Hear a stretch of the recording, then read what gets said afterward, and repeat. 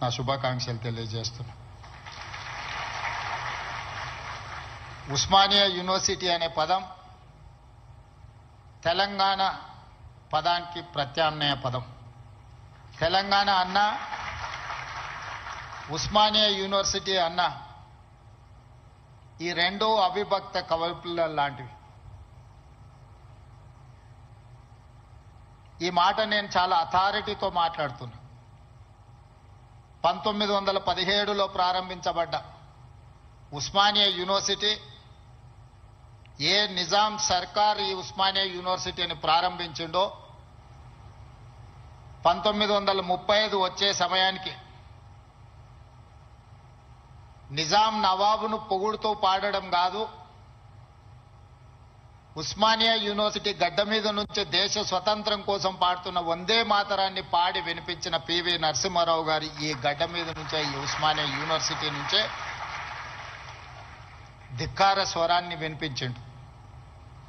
1938 సాయుధ రైతాంగ పోరాటానికి తండాలలో, గూడాలలో, మారుమూల పల్లెల్లో ఉన్న ఎర్రజెండా మోసినోళ్ళు ఎందరో మంది ఆనాడు ఉద్యమ బాట పట్టినప్పుడు ఉస్మానియా యూనివర్సిటీ అండ మీద, ఈ గడ్డ మీద చర్చ జరిగింది. ఆ అంశమే కాదు, ఈ ఉస్మానియా యూనివర్సిటీకి ఒక గొప్ప చరిత్ర ఉన్నది. జాతీయ స్థాయిలో హోంమంత్రిగా పనిచేసిన శివరాజ్ పాటిల్ నుంచి మొదలు పెడితే దేశ రాజకీయాలనే శాసించి ప్రపంచ దేశాలతో పోటీ పడగలిగిన ఆర్థిక బలోపేతమైన దేశంగా తీర్చిదిద్దిన పివి నరసింహారావు గారు ఈ ఉస్మానియా యూనివర్సిటీ విద్యార్థిని. వీరే కాదు, తొలి తెలంగాణ ఉద్యమానికి నాయకత్వం వహించిన ఆనాటి డాక్టర్ చెన్నారెడ్డి గారు, మల్లికార్జున్ గౌడ్ గారు, మదన్ మోహన్ లాంటి వాళ్ళు ఈ ఉస్మానియా యూనివర్సిటీని విద్యార్థులే అని ఈరోజు మనం గుర్తు చేసుకోవాలి. వారే కాదు, ఉస్మానియా యూనివర్సిటీ విద్యార్థి రాజకీయాలలో రాణించి ఉత్తమ పార్లమెంటేరియన్గా ఈ దేశానికి, దక్షిణ భారతదేశంలో మొట్టమొదటి ఉత్తమ పార్లమెంటేరియన్గా రాణించిన జైపాల్ రెడ్డి గారు ఈ ఉస్మానియా యూనివర్సిటీ బిడ్డనే. వారి తర్వాతి తరంలో ఒక జార్జి రెడ్డి, ఒక గద్దరన్నను అందించిన గడ్డ ఈ ఉస్మానియా యూనివర్సిటీ.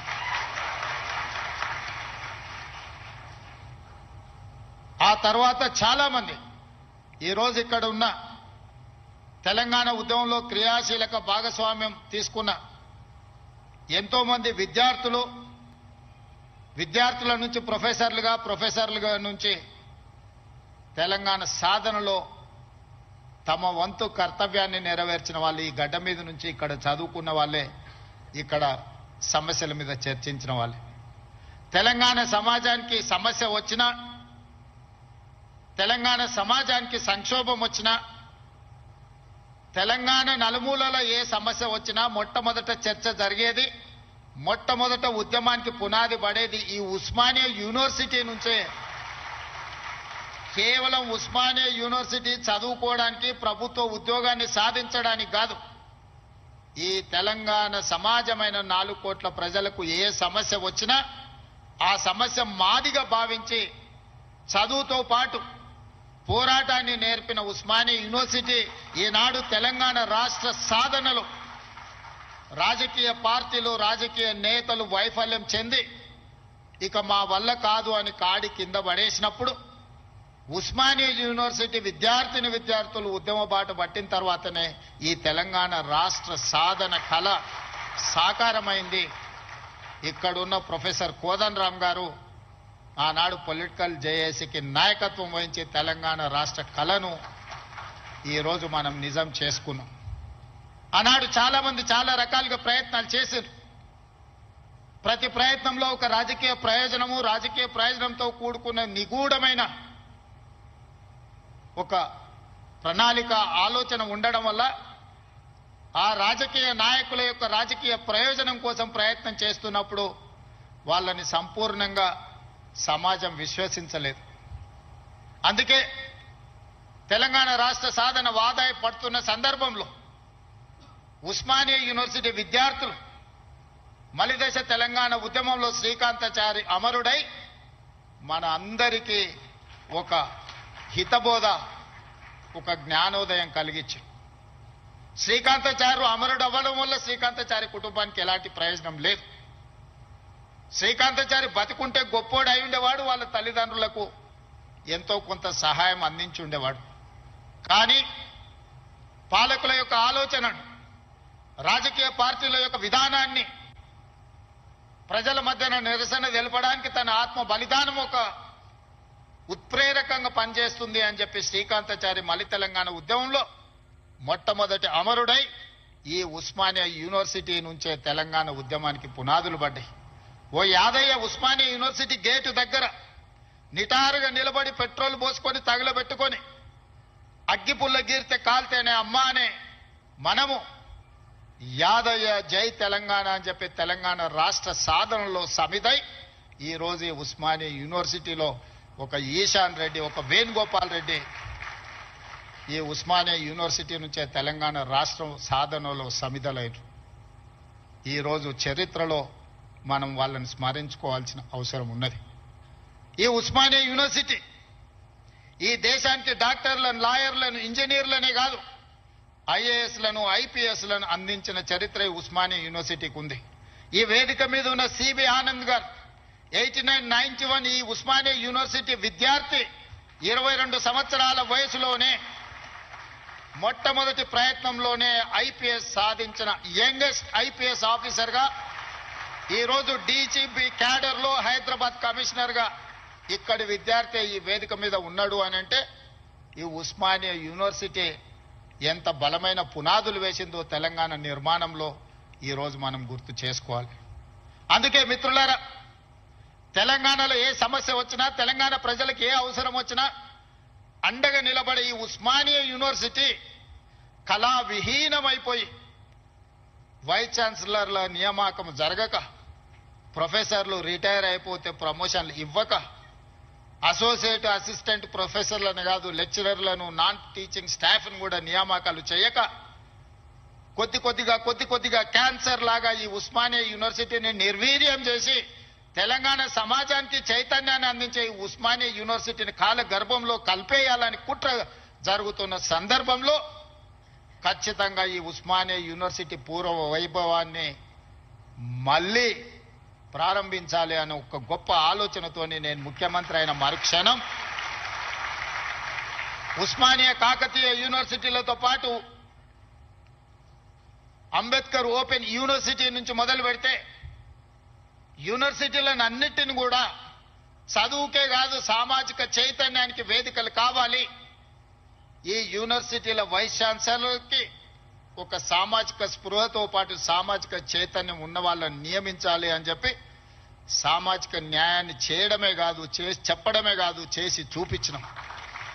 108 సంవత్సరాల ఉస్మానియా యూనివర్సిటీ చరిత్రలో ఈ గడ్డ మీద ఒక్క దళితుడు కూడా వీసీ కాలేదు, వైస్ ఛాన్సలర్ కాలేకపోయింది. వాళ్ళ కుమార్ని, ఒక దళిత బిడ్డని ఈరోజు మనం ఉస్మానియా యూనివర్సిటీ వైస్ ఛాన్సలర్ గా చేసినాం.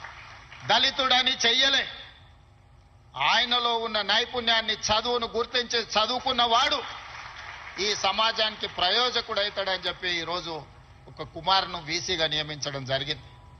ప్రొఫెసర్ చక్రపాణి గారిని ఇవాళ వైస్ ఛాన్సలర్ గా నియమించడమంటే తెలంగాణ ఉద్యమంలో పాల్గొనడమే కాదు, తెలంగాణ సమాజానికి ఏమి కావాలనో ఆలోచించగలిగిన శక్తి ఉంది కాబట్టి ఈరోజు వారిని కూడా మనం వైస్ ఛాన్సలర్ గా నియమించుకున్నాం. ప్రొఫెసర్ పురుషోత్తంని విద్యా కమిషన్లో ఈరోజు నియమించడము అని అంటే వారు చదువుకున్నారు కాబట్టి. ఇలా విద్యా కమిషన్ మొట్టమొదటిసారి తెలంగాణ రాష్ట్రంలో ఏర్పాటు చేసుకుంటే అక్నూర్ మురళి ఐఏఎస్ ఆఫీసర్ని దానికి నియమించడమంటే, ఒక చారగొండ వెంకటేష్ని ఈ యూనివర్సిటీ విద్యార్థిని అందులో సభ్యుడిగా వేసినామంటే ఈ రోజు వాళ్ళు చదువుకున్నారు, చైతన్యం ఉన్నది కాబట్టే ఈ సమాజానికి ప్రయోజనం చేకూరాలి అని ఈరోజు బాలలక్ష్మికి కూడా అవకాశం ఇచ్చినామంటే ఈ ఉస్మానియా యూనివర్సిటీ విద్యార్థిని. ఈరోజు దయాకర్ ఇక్కడ ఎమ్మెల్సీ కూర్చున్నాడంటే ఇక్కడ చదువుకొని ఇక్కడి నుంచి రాణించిన విద్యార్థులు వీళ్ళందరూ. ఈ ఉస్మానియా యూనివర్సిటీ 4వ తరగతో, 3వ తరగతో, లేకపోతే 2వ తరగతో, లేకపోతే గ్రూప్ 1 ఆఫీసర్లను ఉత్పత్తి చేయడానికి కాదు, ఈ తెలంగాణ సమాజాన్ని పునర్నిర్మించడానికి అవసరమైన మేధా సంపత్తిని ఈ ఉస్మానియా యూనివర్సిటీ నుంచి మేము ఆశిస్తున్నాం. అందుకే ఇవాళ మిత్రులారా 21 సంవత్సరాలలో ఐఏఎస్లు ఐపీఎస్లై జిల్లా అధికారులుగా పరిపాలన సాగిస్తున్న ఈ సందర్భంలో ఒకనాడు రాజ్యాంగం రాసుకున్నప్పుడు డాక్టర్ బాబాసాహెబ్ అంబేద్కర్ గారు 21 సంవత్సరాల ఓటు హక్కునిచ్చి 25 సంవత్సరాలు శాసనసభ ఎన్నికల్లో పోటీ చేయడానికి ఒక అర్హత పెట్టిండ్రు. ఈ రోజు మీ అందరి సమక్షంలో ఈ ఉస్మానియా యూనివర్సిటీ నుంచి ఒక కార్యాచరణగా ఒక ఉద్యమంగా ఆలోచన చేయండి. ఓటు హక్కు రాజీవ్ గాంధీ గారు 18 సంవత్సరాలకు తగ్గించినప్పుడు ఐఏఎస్ ఐపీఎస్లు 21 సంవత్సరాలు నిండిన వాళ్ళు ఈరోజు పరిపాలన సాగిస్తుంటే శాసనసభలో 21 సంవత్సరాలు నిండిన యువకులు ఎందుకు ఎమ్మెల్యేలుగా ఉండకూడదో ఒకసారి ఆలోచన చేయండి. యువ నాయకత్వం ఈ దేశానికి అవసరం ఉన్నది. ఇవాళ ఈ దేశంలో ముఖ్యంగా తెలంగాణ రాష్ట్రంలో 18 సంవత్సరాలు పైబడి 35 సంవత్సరాల లోపల ఉన్న జనాభా 65%. ఇదే దేశం యొక్క సంపద. ఈ యువ సంపద, ఈ యువ మేధస్సు ప్రపంచ దేశాలకు ఎగుమతి అయి ఇవాళ అమెరికా సింగపూర్లను అత్యంత ధనిక దేశంగా రాణించడానికి మన వాళ్ళ శ్రమ ఉన్నది, మన వాళ్ళ చెమట ఉన్నది. మరి ఇతర దేశాలకే తమ మేధా సంపత్తిని కరిగించి సంపద గల దేశంగా మారుస్తుంటే మన రాష్ట్రాన్ని సంపద గల రాష్ట్రంగా మనం ఎందుకు మార్చుకోకూడదు? మన యువకులు ఎందుకు మన అభివృద్ధిలో భాగస్వాములు కాకూడదు? ఒకసారి ఆలోచన చేయండి. ఈరోజు ఈ ఉస్మానియా యూనివర్సిటీ చదువులకే కాదు పరిశోధనలకు కూడా వేదిక కావాలి. ఈ ఉస్మానియా యూనివర్సిటీ సమస్యల్ని చర్చించడానికే కాదు సైద్ధాంతిక పరమైన ఆలోచనలు భిన్న అభిప్రాయాలకు కూడా చర్చకు వేదిక కావాలి. సామాజిక సమస్యల్ని పరిష్కరించుకోవడానికి కూడా ఇక్కడ చర్చలు జరగాలి. సిద్ధాంతపరమైన చర్చలు జరగాలి. సాంకేతిక పరమైన చర్చలు జరగాలి. వీటి ద్వారా సమాజానికి మేలు ఒనగూరాలి. ఈరోజు మనకు నచ్చని సిద్ధాంతం ఉంటే చర్చించడానికి మనం సిద్ధంగా లేము. అసహనం పెరిగిపోయింది. నచ్చని సిద్ధాంతం ఉంటే చర్చించడం ద్వారా ఆ సిద్ధాంతంలో ఉన్న లోపాన్ని లేవనెత్తి చూపించడం ద్వారా వాళ్ళను ఒప్పించి చర్చల ద్వారా ఓడించి రాణించాలి. కానీ వాళ్ళని అణిచివేసో లేకపోతే వాళ్ళ మీద మన అధికారాన్ని ఆధిపత్యాన్ని ప్రదర్శించడం ద్వారా ఎక్కువ కాలం ఇది సాగదు. అందుకే ఈరోజు తెలంగాణ రాష్ట్రంలో రెండవ ముఖ్యమంత్రిగా నేను బాధ్యత చేపట్టిన తర్వాత పొట్టి శ్రీరాములు యూనివర్సిటీగా ఉన్న తెలుగు యూనివర్సిటీకి ఆనాడు పాత్రికేయ సంపాదకుడుగా మేధావిగా నిజాం రజాకర్ల నుంచి విముక్తి కలిగించిన పోరాటంలో పాల్గొన్న సురవరం ప్రతాప్ రెడ్డి గారి పేరును తెలుగు యూనివర్సిటీకి మనం పేరు పెట్టుకోవడం జరిగింది. మన స్ఫూర్తి ప్రదాతలు వాళ్ళు IIHT Indian institute of handloom టెక్నాలజీకి కొండా లక్ష్మణ్ బాపూజీ గారి పేరు పెట్టుకున్నాం. మనం మహిళా యూనివర్సిటీ తెలంగాణలో ఉన్న ఏకైక మహిళా యూనివర్సిటీ. ఆ మహిళా యూనివర్సిటీకి ఆనాడు గడీలకు దొరలకు జమీందారులకు వ్యతిరేకంగా రజాకర్లకు వ్యతిరేకంగా నిటారుగా నిలబడి కొట్లాడిన చాకలి ఐలమ్మ పేరు వీరనారి చాకలి ఐలమ్మ యూనివర్సిటీగా ఈరోజు కోటి ఉమెన్స్ కాలేజీని ఒక యూనివర్సిటీగా తీర్చిదిద్ది పోరాటానికి స్ఫూర్తినిచ్చిన వీరనారి చాకలి ఐలమ్మ పేరు ఈరోజు మనం పెట్టుకోవడం జరిగింది. ఇవన్నీ ఎందుకు? ఇవన్నీ మనకి స్ఫూర్తిని నింపడానికి, మనలో పోరాట పటిమను పెంచడానికి. ఆనాడు తెలంగాణ యువత సమస్యల మీద పోరాటం చేసే చైతన్య పరులుగా ఉన్నారు. కానీ ఈనాడు ముఖ్యమంత్రిగా నాకు అందుతున్న సమాచారం తెలంగాణ ప్రాంతంలో జరుగుతున్న పరిణామాలు మానసిక వేదనకు గురి చేసే పరిస్థితి ఉన్నది. ఈరోజు పట్టణ ప్రాంతాలలో లేకపోతే యూనివర్సిటీలలో కాదు, చిన్న చిన్న కాలేజీల్లో, జూనియర్ కాలేజ్, డిగ్రీ కాలేజీల్లో కూడా విద్యార్థులు గంజాయి సేవించే పరిస్థితి వచ్చింది. ఇది తెలంగాణ సమాజాన్ని నిర్వీర్యం చేసే ప్రమాదం పొంచి ఉన్నది. ఇవాళ గంజాయి డ్రగ్స్ తెలంగాణ సమాజాన్ని యువతను పట్టి పీడిస్తున్నాయి. ఇవాళ సిద్ధాంతపరమైన పోరాటాలు లేకపోతే సామాజిక చైతన్యానికి సంబంధించిన ఉద్యమాలు లేకపోవడం వల్ల ఈ రోజు ఈ విద్యార్థులు వ్యసనాల వైపు బానిసలు అవుతున్నారు. ఇది మనందరం ఇక్కడున్న మేధావులందరూ ఆలోచన చేయాలి, చర్చ చేయాలి. ఈ పరిస్థితుల్లో మనందరం ఒకనాడు తెలంగాణ సమాజంలో కావచ్చు, ఈ దేశంలో కావచ్చు, శ్రీమతి ఇందిరాగాంధీ గారు, పివి నరసింహారావు గారు తీసుకొచ్చిన agriculture ceiling act, urban ceiling act ద్వారా జాగీర్దారులు, జమీందారులు, భూస్వాముల దగ్గర ఉన్న వేలాది ఎకరాల భూములను, కొన్ని లక్షల ఎకరాల భూములను సేకరించి దళితులకు, గిరిజనులకు అసైన్మెంట్ పట్టాల పేరు మీద భూములు ఇచ్చారు. ఆనాడు గ్రామాలలో భూమి ఉండడం ఆత్మగౌరవం, వ్యవసాయం చేయడం ఆ కుటుంబానికి గుర్తింపుగా ఉండి ఆనాడు ప్రభుత్వాలు ఇందిరమ్మ పేరు మీద అసైన్మెంట్ భూములను పేదలకు లక్షలాది ఎకరాలు పంచారు. ఆ తర్వాత పోడు భూముల పట్టాలు 25 లక్షల ఎకరాల అసైన్మెంట్ భూముల పట్టాలు దళితుల, గిరిజనులకు ఇస్తే 10 లక్షల ఎకరాల భూములు ఆదివాసీలకు పోడు భూముల పట్టాలు ఇచ్చి ఈ రోజు ఈ రాష్ట్రంలో దళితులు, గిరిజనులు భూ యజమానులుగా ఉన్నారు అని అంటే ఆనాడు తీసుకొచ్చిన అగ్రికల్చర్ సీలింగ్ యాక్ట్ అన్న సంగతి ఈరోజు మనందరికీ తెలుసు. ఈరోజు సొంత ఇంటి కళ. నేను ఖానాపూర్లో ఒక ఆదివాసీ బిడ్డకి ఎమ్మెల్యే టికెట్ ఇచ్చిన. అతనుకున్న గొప్ప ఆస్తి ఏందంటే వాళ్ళ తండ్రికి ఇందిరమ్మ ఉన్నప్పుడు ఇచ్చిన ఇందిరమ్మ ఇల్లు. నేను అక్కడ నాగోబ జాతర దర్శించుకోవడానికి ఒక గిరిజన సాంప్రదాయానికి సంబంధించి గుడిని సందర్శించినప్పుడు చైతన్యం కలిగిన యువకుడిగా వాళ్ళందరినీ సమన్వయం చేస్తూ ఒక యువకుడు నాకు కనిపించాడు. పిలిచి పేరు అడిగినా నాకు అర్థం కాలే. తర్వాత నా పక్కన వాళ్ళకి చెప్పిన, అబ్బాయి ఫోన్ నెంబర్ తీసుకోని. చదువుకున్నాడు, చైతన్యం ఉన్నది, ఫీల్డ్ ఎన్ఆర్ఈజీఎస్ లో ఫీల్డ్ అసిస్టెంట్ గా పనిచేస్తున్నాడు అని చెప్తే అతన్ని పికప్ చేసుకొని ఎమ్మెల్యే టికెట్ ఇస్తే ఈ రోజు ఎడమ బోజు పేరు మీద శాసనసభలో ప్రాతినిధ్యం వహిస్తున్నాడు. దానికి కారణం చదువు, చైతన్యం. ఈరోజు లక్ష్మణ్ మంత్రి అయినా, కుమార్ వైస్ ఛాన్సలర్ అయినా, ప్రొఫెసర్ కాసిం గారు ప్రిన్సిపల్ గారైనా, ఈ యోగితా రాణా గారు వారి సామాజిక నేపథ్యం మీరు తెలుసుకోండి, వారు ఐఏఎస్ ఆఫీసర్ ఇక్కడ ఉన్న, ఇక్కడ చాలా మంది రాణించిందంటే చదువు ఒక్కటే కారణం. ఇవాళ చదువును మనం నిర్లక్ష్యం చేసే పరిస్థితి లేదు. ఈ రోజు నేను ఉన్న వాస్తవం మీ దగ్గర చెప్పదలుచుకున్నా. నా దగ్గర పంచడానికి భూములు లేవు. మిమ్మల్ని ధనవంతులు చేయడానికి ఖజానా ఖాళీగా ఉన్నది. ఖజానా ఒట్టిపోయి ఉన్నది. భూములేమో లేవు, పంపకాలు జరిగిపోయినాయి. ఈరోజు తెలంగాణలో 1,50,00,000 ఎకరాల వ్యవసాయ యోగ్యమైన భూములు ఉంటే 96% చిన్న సన్నకారు రైతులే. అంటే ఎకరము, 2 ఎకరాలు, 3 ఎకరాలే. ఇప్పుడు అగ్రికల్చర్ సీలింగ్ యాక్ట్ తెచ్చినా నేను గుంజుకోవడానికి గజం కాదు కదా, ఇంచు భూమి కూడా లేదు. అందుకే మా దళితులకు, మా గిరిజనులకు, మా బలైన వర్గాలకు, మా మైనారిటీ సోదరులకు, మా తమ్ముళ్లకు, మా చెల్లెళ్లకు నా సూచన ఒక్కటే.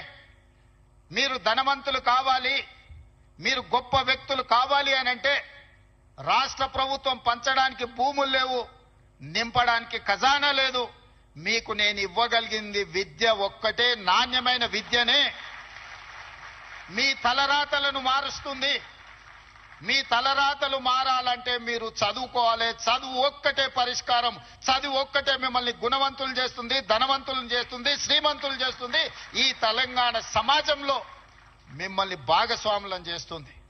చదువుకునే వయసులో మీరు ఇతర వ్యాపకాలకు లోనైతే జీవితాంతం బాధతోని కుళ్ళి కృషించి చావాల్సిన పరిస్థితి వస్తుంది. అందుకే ఒక సామాజిక బాధ్యతగా ముఖ్యమంత్రి అయిన ఎంబడే వైస్ ఛాన్సలర్ను నియమించిన. వాళ్ళనే ఇంటర్నల్ ఒక సబ్ కమిటీ వైస్ ఛాన్సలర్తో వేసి మీ విద్యా ప్రమాణాలు పెంచుకోవాలంటే నేను చేయగలిగింది ఏందో మీరు చెప్పండి. నియామకాలతో పాటు ప్రొఫెసర్ల వయసు పెంచడంతో పాటు నిధుల కేటాయింపు వరకు మీకు ఏం కావాలన్నా మీకు పూర్తి స్వేచ్ఛనిస్తున్నా, మీరు ప్రణాళికలు సిద్ధం చేసుకోండి అని ఆదేశాలు ఇచ్చిన. ఇవాళ తెలంగాణ సమాజంలో సామాజిక న్యాయంతో వైస్ ఛాన్సలర్లు నియమించడం, చిన్న వివాదం లేకుండా, ఒక ఆరోపణ లేకుండా మొట్టమొదటిసారి తెలంగాణలో మనం వైస్ ఛాన్సలర్లను నియమించుకోగలిగింది. ఇవాళ పబ్లిక్ సర్వీస్ కమిషన్ కి ఒక బలహీన వర్గాలకు సంబంధించిన బుర్రా వెంకటేశంని, ఒక రెసిడెన్షియల్ స్కూల్లో గవర్నమెంట్ హాస్టల్లో చదువుకున్న విద్యార్థి రోజు పబ్లిక్ సర్వీస్ కమిషన్ చైర్మన్ గా పనిచేస్తున్నాడు. వీళ్ళందరికీ ఒక చైతన్యం ఉంది, సామాజిక బాధ్యత ఉంది. కష్టాలు చూసి వచ్చారు. పేదరికం వాళ్ళ జీవితంలో ఒక భాగం. కొంతమందికి పేదరికం ఎక్స్కర్షన్, పేదరికం ఎట్లుంటుందో అంటే పట్టణం నుంచి పెద్ద బెంచ్ కార్ వేసుకొని పోయి చూసి పేదరికం ఓహో ఇట్లుంటుందా అని చూసి వచ్చే ఎక్స్కర్షన్ కొంతమంది పెద్దోళ్లకు. కానీ ఆ పేదరికంలోనే పుట్టి ఆ పేదరికాన్ని అనుభవించి ఆ పేదరికంలో నుంచే అభివృద్ధి పదం వైపు నడిచిన వాళ్ళు ఈరోజు తెలంగాణ రాష్ట్రాన్ని నడుపుతుండ్రు. పేదరికం అంటే మాకు కొత్త కాదు, పేదరికం మాకు చుట్టం కాదు, పేదరికం మా జీవన విధానంలో ఒక భాగం. మేము ఆ పేదరికాన్ని చూసి వచ్చినాం. ఆ పేదరికాన్ని పారద్రోలడం మాకంటే ఎక్కువ ఎవరికి తెలియదు. ఎవరి మీద మనం ఆధారపడాల్సిన పని లేదు. అన్ని శక్తి యుక్తులు, తెలివితేటలు, అధికారం నిర్ణయించే శక్తి మన దగ్గర ఉంది. మరి మీరు ఎందుకు దీన్ని ఉపయోగించుకోరని నేను అడుగుతున్నా. ఇవాళ నేను ఉస్మానియా యూనివర్సిటీ ఇక్కడికి రాని విద్యార్థులకు నేను సూచన చేయదలుచుకున్నా. మీకు వ్యతిరేకంగా నిర్ణయాలు చేసేటోళ్ళు, మీకు నష్టం కలిగించేటోళ్ళు, మిమ్మల్ని కష్టపెట్టినోళ్ళను మీరు వ్యతిరేకించండి, నిరసన తెలపండి. మీకోసం పనిచేయాలన్న ఆలోచనతోని మీ ఆలోచనలు తెలుసుకుందామని, మీ సమస్యల్ని చూద్దామని, మీ సమస్యల్ని పరిష్కరించాలని వస్తున్న వాళ్ళని మీరు వ్యతిరేకించడం ద్వారా ఈ అభివృద్ధిని అడ్డుకున్న వాళ్ళం అవుతామా, లేకపోతే అభివృద్ధిని ఇంకా ముందుకు తీసుకెళ్లిన వాళ్ళం అవుతామా, మీరు ఒకసారి ఆలోచన చేయండి.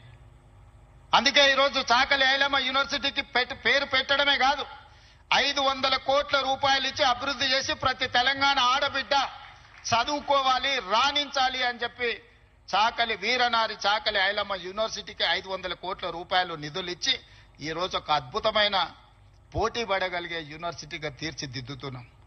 మరి ఒక మహిళా యూనివర్సిటీకి 500 కోట్ల రూపాయలు ఇస్తే మా ప్రొఫెసర్ గారు, మా వైస్ ఛాన్సలర్ గారు 5 కోట్లు 10 కోట్లు అడుగుతున్నారా? అడగడానికి కూడా మా వాళ్లకు పేదరికం ఉన్నది. ఎంత పేదరికం అంటే అడగడానికి కూడా 100 అడిగితే ఏమనుకుంటారో 100నా అని అనుకునే పరిస్థితిలో మా వైస్ ఛాన్సలర్, మా అడ్లూరు లక్ష్మణ్ అంటే వాళ్ళ పేదరికం వాళ్ళని పెద్ద నెంబర్ ఆలోచన చేయడానికి కూడా అడ్డుపడుతున్నది. అందుకే నేను యోగితా రాణా గారికి ఆదేశాలు ఇస్తున్నా. ఒక కమిటీ వేయండి, ఇంజనీర్స్ కమిటీ. టోటల్గా ఎడ్యుకేషన్ నుంచి, యూనివర్సిటీ నుంచి ఒక టీంని, రాష్ట్ర ప్రభుత్వం నుంచి, విద్యాశాఖ నుంచి, సాంకేతిక పరమైన ఇంజనీర్లతో పాటు ఎడ్యుకేషన్ సైడ్ నుంచి ఉండే వాళ్ళందరినీ ఒక కమిటీ, చిన్న కమిటీని కూర్చి ఉస్మానియా యూనివర్సిటీ 100% ప్రపంచంతో పోటీ పడగలిగే ఒక స్టాన్ఫర్డ్, ఒక ఆక్స్ఫర్డ్ యూనివర్సిటీ స్థాయిలో మనకేం తక్కువ 3 లక్షల కోట్ల రూపాయల బడ్జెట్ ఉంది. ఎవడో 1,00,000 కోట్లు కట్టింది, కూలింది, పోయింది. 1,00,000 కోట్లు గంగలో పోయింది, గోదావరిలో పోయింది. మీకోసం ఒక 1000 కోట్లు ఖర్చు పెట్టడానికి మాకేమన్నా దరిద్రం ఉందా? నేను స్పష్టంగా చెప్పదలుచుకున్నా. ఈ సంవత్సరం విద్యాశాఖ కోసము 40,000 కోట్లు ఖర్చు పెట్టిన 40,000 కోట్లు ఈ సంవత్సరం young India integrated residential schools 100 నియోజకవర్గాల 100 young India integrated residential schools, ఒక్కొక్క స్కూల్ కి 25 ఎకరాల స్థలం, 200 కోట్లు, 20,000 కోట్ల రూపాయలు ఈరోజు యంగ్ ఇండియా ఇంటిగ్రేటెడ్ స్కూల్స్ కి నేను సంతకం పెట్టి ఇచ్చిన. యంగ్ ఇండియా స్కిల్స్ యూనివర్సిటీకి 500 కోట్లు పెడుతున్నాం. యంగ్ ఇండియా స్పోర్ట్స్ యూనివర్సిటీకి ఈరోజు 100 కోట్లు పెడుతున్నాం. యంగ్ ఇండియా పులీస్ స్కూల్స్ కి ఈరోజు మనం 100-200 కోట్లు ఖర్చు పెడుతున్నాం. నేను అడుగుతున్న మిత్రులారా, ఈ ఉస్మానియా యూనివర్సిటీకి ఏమి ఇచ్చినా తక్కువే, ఎంత ఇచ్చినా తక్కువే. ఇది చరిత్ర కాలగర్భంలో కలవద్దు. ఇది చరిత్రకు ఎప్పుడు నిటారుగా నిలబడ్డ సజీవ సాక్షిగా ఉండాలి ఉస్మానియా యూనివర్సిటీ. ఏం కావాలనో అడగండి, అడగకపోతే మీ పేదరికమే, అడగకపోతే మీదే పేదరికం. అది నా తప్పు కాదు, అది మీ తప్పు, మీ పేదరికం తప్పు. మీ ఆలోచనల్ని సవరించుకొని, అంచనాలను వేసుకొని ఏమేం కావాలనో చెప్పండి, అన్నిటిని ఇచ్చే బాధ్యత నాది. దీన్ని ఒక అద్భుతమైన యూనివర్సిటీగా, ఈ యూనివర్సిటీ లేకపోతే తెలంగాణకు చరిత్రనే లేదు. తెలంగాణ చరిత్రను నిక్షిప్తం చేసే యూనివర్సిటీ ఉస్మానియా యూనివర్సిటీ. తెలంగాణ పదానికే ప్రత్యామ్నాయం ఉస్మానియా యూనివర్సిటీ. అలాంటి తెలంగాణకు ప్రత్యామ్నాయమైన ఉస్మానియా యూనివర్సిటీ, సిద్ధాంతాలకు వేదికైన ఉస్మానియా యూనివర్సిటీ, ఓ గద్దరన్నను, ఓ జార్జి రెడ్డిని ఇచ్చిన ఉస్మానియా యూనివర్సిటీ, ఓ జైపాల్ రెడ్డిని, ఓ పివి నరసింహారావుని ఇచ్చిన ఉస్మానియా యూనివర్సిటీని తెలంగాణ రాష్ట్ర సాధనలో ముందు భాగాన నిలబడి తెలంగాణ సాధించిన ఉస్మానియా యూనివర్సిటీని ఇలా గాలికి వదిలేయడం బాధ్యతను ఒకసారి ఆలోచన చేయండి. అందుకే మిత్రులారా, ఏమైనా అంచనా వేసుకోండి, ఏమేం కావాలనో నాకు చెప్పండి. మళ్ళీ నేను వస్తా. ఠాగూర్ ఆడిటోరియం కాదు, ఠాగూర్ ఆడిటోరియం కాదు. మా వీసీ గారికి, మా పోలీస్ సిబ్బందికి చెప్తున్నా, ఆ ఎల్ల నేను వచ్చిన రోజు క్యాంపస్ లోపల ఒక్క పోలీసు కూడా పెట్టకండి. ఏ విద్యార్థులు ఏ నిరసన అయినా తెలపనియండి, నిరసన తెలిపే స్వేచ్ఛ కూడా వాళ్ళకి ఇద్దాం. ఆర్ట్స్ కాలేజ్ ముందు మీటింగ్ పెడతా, మీకు కావలసిన 100 కోట్ల నిధులు ఇస్తా. మళ్ళీ మీటింగ్ ఆర్ట్స్ కాలేజ్ దగ్గరనే, అక్కడ ఇక్కడ కాదు.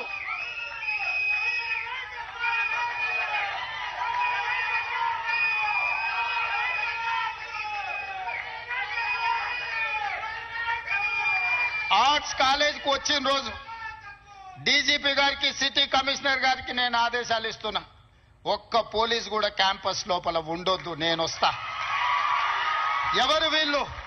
మా తమ్ముళ్ళు, మా చెల్లెళ్ళు తండాలలో, గూడాలలో, మారుమూల పల్లెల్లో పేదరికం రుచి చూసి అభివృద్ధి జరగాలి, డాక్టర్లు, లాయర్లు, ఇంజనీర్లు కావాలి, ఐఏఎస్లు, ఐపీఎస్లు, ఐఎఫ్ఎస్లు అయి ఈ దేశ నిర్మాణంలో భాగస్వాములు కావాలని ఇక్కడికి వచ్చిన వాళ్లను ఆనాడు ఉన్నాయన గొర్రెలు, బర్రెలు, చేపలు పెంచుకోండి అంటే ఈ రోజు డాక్టర్లు, లాయర్లు, ఇంజనీర్లు కానీ, ఐఏఎస్లు, ఐపీఎస్లు కానీ అని నేనంటున్నా.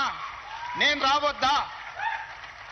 ఎందుకు రావద్దు? గొర్రెలు, బర్రెలు, చేపలు పెంచుకున్నటువంటి నేను రావద్దని కోరిక ఉండొచ్చు, కానీ డాక్టర్లు, లాయర్లు, ఇంజనీర్లు, ఐఏఎస్లు, ఐపీఎస్లు అయ్యే విద్యార్థులకు నేను రావద్దని నన్ను అడ్డుకోవాలన్న ఆలోచన ఎందుకు ఉంటుంది? ఒకవేళ అడ్డుకుంటే వాళ్ళు వేసే యక్ష ప్రశ్నలకు సమాధానం చెప్పే చిత్తశుద్ధి నాకుంది.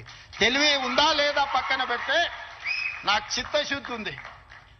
నా చిత్తశుద్ధిని ఎవరు ప్రశ్నించలేరు, ఎవరు శంకించలేరు. అందుకే మీరు అంచనాలు పెంచండి, అంచనాలు వెయ్యండి, అన్ని వివరాలు సేకరించండి. డిసెంబర్ మాసం మనకు అత్యంత కీలకమైన మాసం.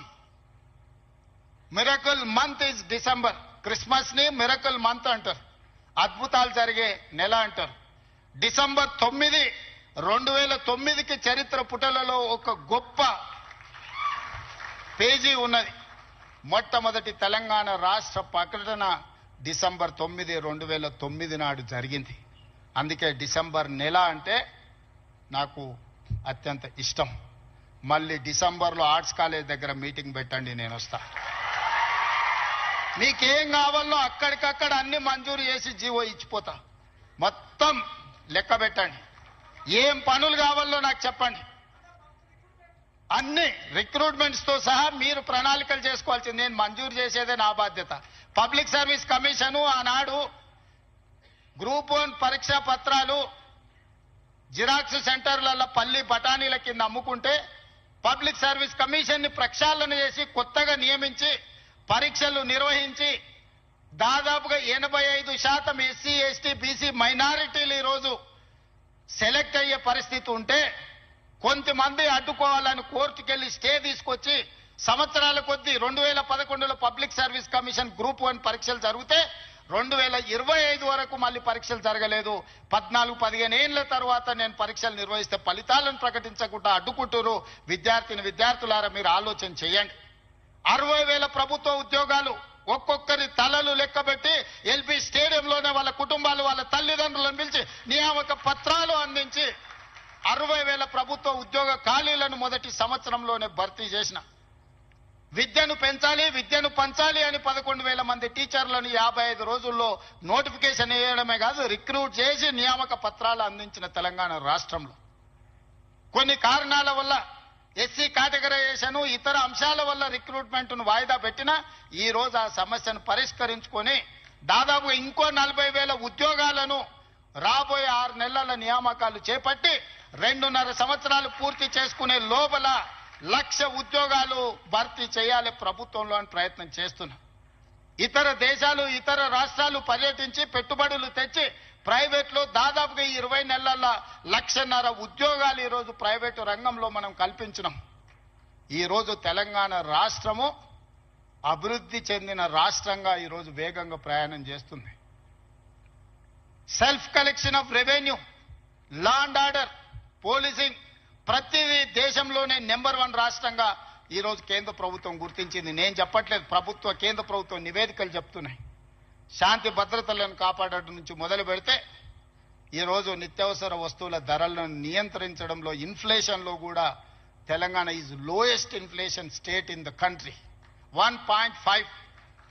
బయట రాష్ట్రాలకి జాతీయ స్థాయిలో 8% ఇన్ఫ్లేషన్ ఉంటే ఇతర రాష్ట్రాల 6-7% ఉంటే నిత్యావసర వస్తువులను నియంత్రించి 1.5% ఇన్ఫ్లేషన్ ఉన్న రాష్ట్రంగా తెలంగాణ మొట్టమొదటి స్థానాన్ని ఆక్రమించింది. ఎన్నడైనా ఆలోచన చేసిండ్రా? సన్న బియ్యం ప్రతి పేదవాడికి 3,10,00,000 మందికి ఈరోజు సన్న బియ్యం తింటున్నారంటే 60 రూపాయల కేజీ ఉన్న సన్న బియ్యం ఇవాళ 45 రూపాయలకే మార్కెట్లో దొరుకుతున్నాయంటే 3,10,00,000 మందికి ఈరోజు రాష్ట్ర ప్రభుత్వం సన్న బియ్యం ఇవ్వడం. రేషన్ కార్డు అడగాలంటే అదో అమెరికా వీసా లాగా ఉండే ఒకనాడు. ఇవాళ ప్రతి పేదవాడికి రేషన్ కార్డు ఇచ్చి ఇంటింటికి వెళ్ళి నీకు రేషన్ కార్డు కావాలన్నా తీసుకో అని చెప్పి ఈరోజు ఇస్తున్న ప్రభుత్వం మనది కాదా? ఈ ప్రభుత్వం ఉన్నదే మీకోసం. వీటిని అమలు చెయ్యాలి అంటే నియమ నిబంధనల ప్రకారం మనం పనిచేయాలి. ఉద్యోగ నియామకాలు ఇవ్వాలి అంటే నేను నోటిఫికేషన్ ఇవ్వాలి. ప్రభుత్వ శాఖలలో ఖాళీలను తెచ్చుకోవాలి, రేషనలైజేషన్ చేయాలి, ఎక్కడెక్కడ ఖాళీలు ఉన్నాయో గుర్తించాలి. ఆ ఖాళీలను పబ్లిక్ సర్వీస్ కమిషన్కో, పోలీస్ కమిషన్కో, లేకపోతే మెడికల్ అండ్ హెల్త్ డిపార్ట్మెంట్ ద్వారానో ఈరోజు నియామకాలు చేపట్టడానికి ఒక ప్రాసెస్ ఉంది. ఆ ప్రాసెస్ ప్రకారం మనం ఈరోజు చేసుకుంటున్నాం.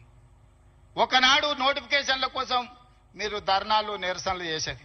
నేను మీద నోటిఫికేషన్లు ఇస్తే అశోక్ నగర్ చౌరస్తాలో, అమీర్పేట చౌరస్తాలో రోజు నిరసనలు. ఇన్ని నోటిఫికేషన్లు మాకు వద్దని మొట్టమొదటిసారి తెలంగాణ రాష్ట్రంలో నోటిఫికేషన్లు తగ్గించడం ఉద్యమం జరిగింది.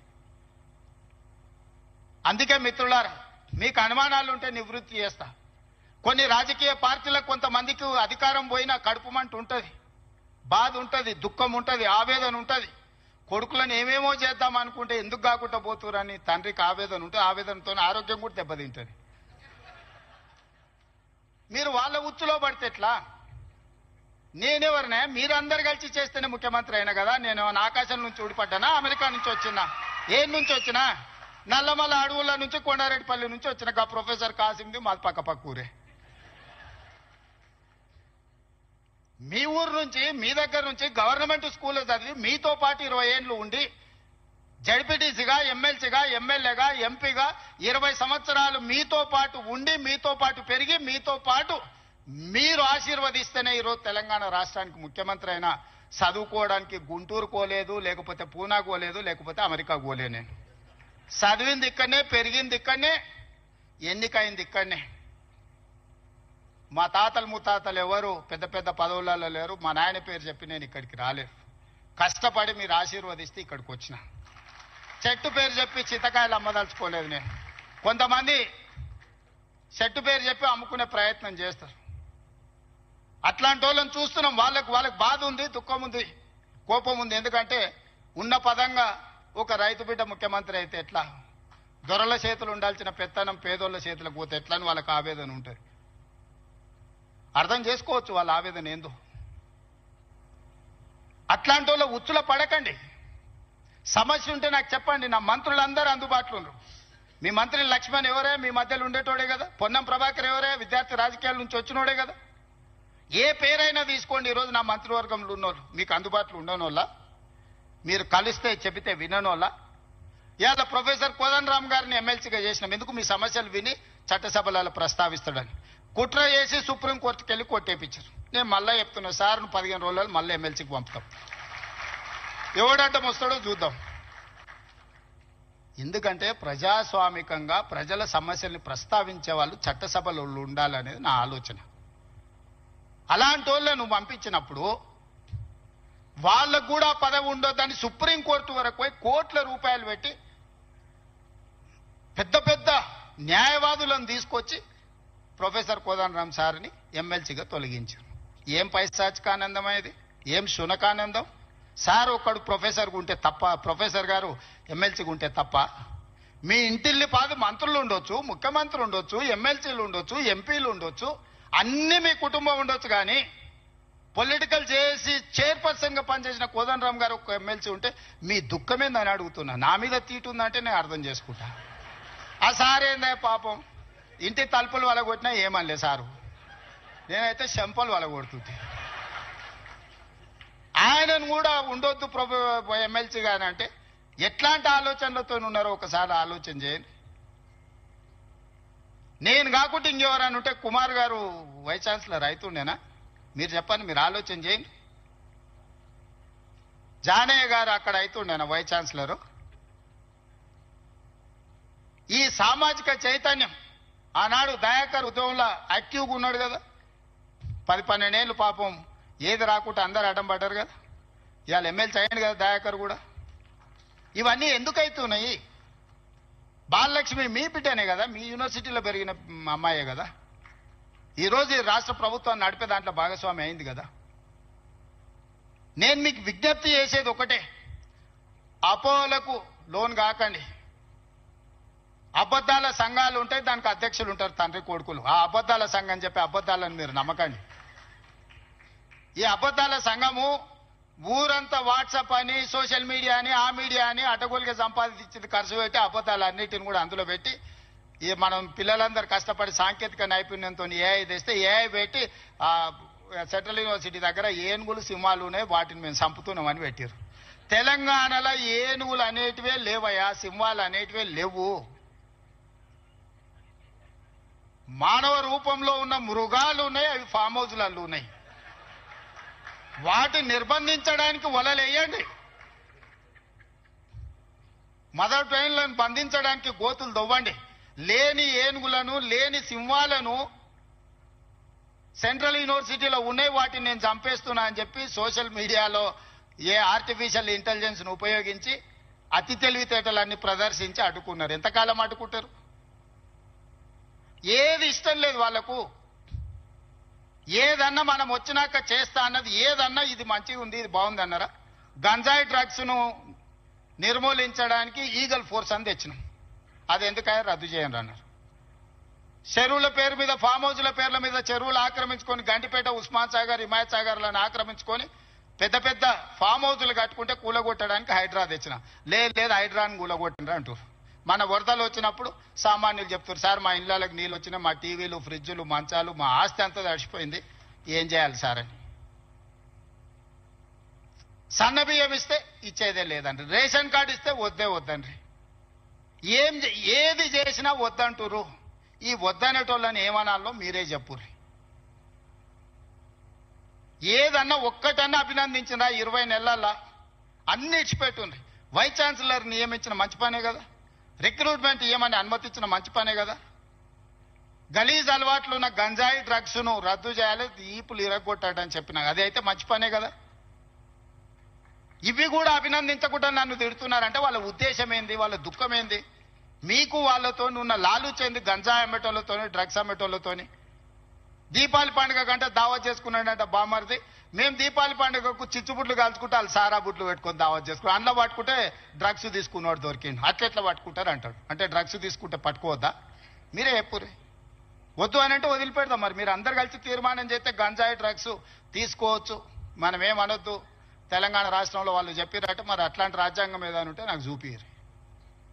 ఇట్లాంటి వాళ్ళు తెలంగాణ సమాజానికి పట్టిన చెదలు. ఆ చెదల్ని మనం ఒకసారి గుర్తించడం కొంచెం ఆలస్యం అవుతుంది. ఎందుకంటే మన ఇళ్ళల్లో మనం వుడ్ వర్క్ చేసుకున్నప్పుడు ఇట్లనే కనిపిస్తుంది, లాస్ట్కి ఇట్లా చూస్తే మొత్తం డొల్లయిగా అనిపిస్తుంది. తెలంగాణ సమాజానికి కూడా వాళ్ళు ముసిగేసుకున్న చెదల్లాంటి వాళ్ళు. వాళ్ళు ఈ తెలంగాణ సమాజం బాగు కోరుకోరు. ఉస్మానియా యూనివర్సిటీని బతకనియరు. మళ్ళీ వచ్చిండ్రంటే ఆలోచనలకు కూడా వచ్చినా ఈ ఉస్మానియా యూనివర్సిటీని ఉంచారు. లేఅవుట్లు వేసి ప్లాట్లు అమ్ముకుంటారు తప్పితే ఉస్మానియా యూనివర్సిటీని ఉంచారు.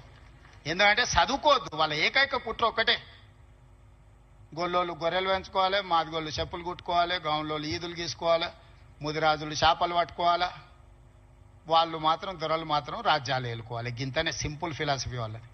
నాది దానికి విరుద్ధం. మా పిల్లలు, మా తమ్ముళ్ళు, మా చెల్లెళ్ళు డాక్టర్లు, లాయర్లు, ఇంజనీర్లు కావాలి. ఈ తెలంగాణ సమాజం అభివృద్ధి చెందిన రాష్ట్రంగా 2034 $1 ట్రిలియన్ ఎకానమీ, 2047కు $3 ట్రిలియన్స్ ఎకానమీ కావాలి అని అంటే మీరందరూ అభివృద్ధి సాధించాలి, చదువుకోవాలి. చదువు ఒక్కటే మీ తలరాతను మారుస్తుంది. ఈ చదువు ఒక్కటే మిమ్మల్ని సమాజంలో గుర్తింపు, గౌరవాన్ని ఇస్తుంది. ఆ చదువుకు ఏం కావాలన్నా చేసే బాధ్యత నాది. మీ సోదరుడిగా, మీ వాడిగానే మాటిస్తున్నా. ఏం కావాలనో అడగండి, అన్నిది ఇచ్చే బాధ్యత నాది. ఇంకో దగ్గర అయితే అవసరమైతే ఆపుతా. ఇంకెక్కడ నన్ను అడ్జస్ట్మెంట్ ఉంటే అక్కడనో ఇక్కడనో ఇంకేదాన్ని ఉంటే నల్లా బంద్ చేసి అయినా కాళ్ళు ఇక్కడ మలుపుతా. మీరేం ఫికర్ పెట్టుకోకరే, నేనున్నా. మీరు కావాల్సింది చేసుకోండి. ధన్యవాదాలు మిత్రులారా. Yeah, you can give him a